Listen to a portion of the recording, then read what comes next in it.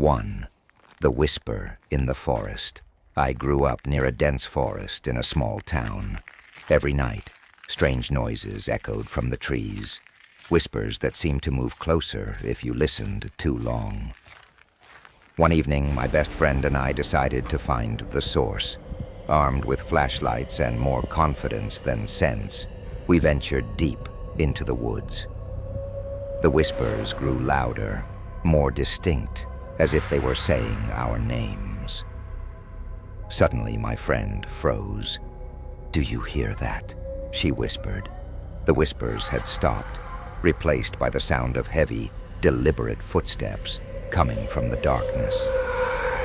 We shone our flashlights in the direction of the noise and saw a figure, tall, thin, and unnervingly still. Its face was obscured, but its glowing eyes locked onto us. Then it moved, not walking but gliding closer, faster than we could react. My flashlight flickered and died, plunging us into darkness. We ran, hearing something snapping branches and crunching leaves behind us. When we finally burst out of the woods, my friend screamed. Deep scratches ran down the back of my jacket, 3 long parallel lines. I hadn't felt anything touch me. The whispers haven't stopped. Even now, when the wind rustles the trees, I sometimes hear my name, too. The roommate that wasn't there. In college, I lived in a small, old apartment with my roommate, Sarah. She was quiet, often staying in her room, so we didn't interact much. One night, I was working late on a paper when I heard pacing in her room. The floorboards creaked rhythmically. I called out, "Sarah, everything okay?" The pacing stopped abruptly. The next morning, I casually asked her if something was wrong. She looked confused and said she'd been at her boyfriend's house all night. I laughed it off, but the unease lingered.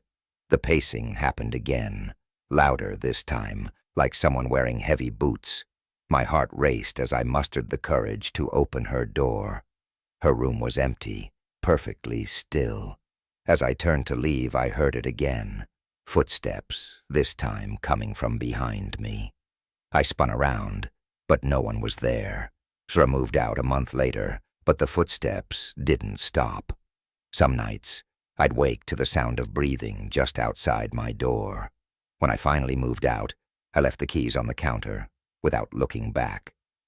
The building was demolished a year later. I wonder if they ever found anything in the walls. 3. The Vanishing Hitchhiker. Driving home late one stormy night, I saw a woman standing by the side of a desolate road.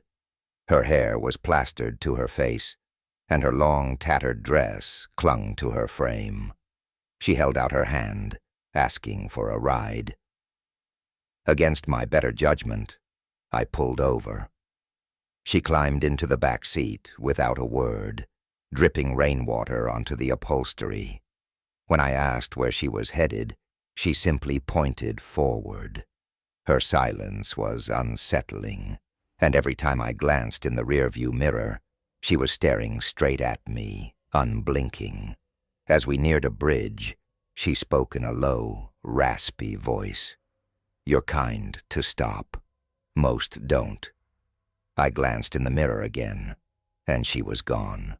The door was locked, and there was no way she could have gotten out.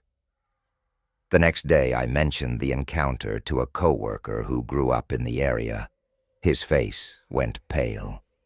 He told me the bridge was known for accidents and ghost sightings, including a woman said to haunt the road after being hit by a car. Her story matched the description of my passenger. I never drove that road again. 4. The creepy voice on the baby monitor.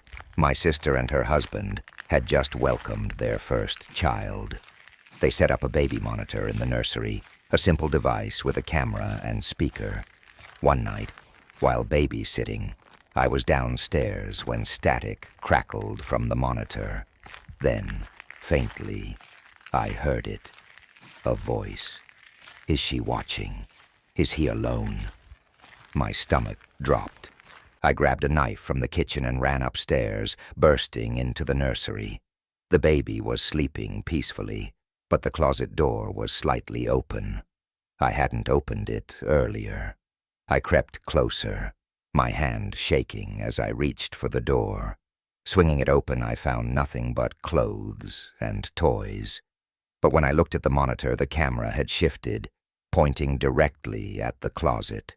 When I told my sister, she dismissed it as interference, but the next day she texted me, "We're staying with my in-laws for a while." The monitor picked up voice again, and the baby started crying when no one was there. 5.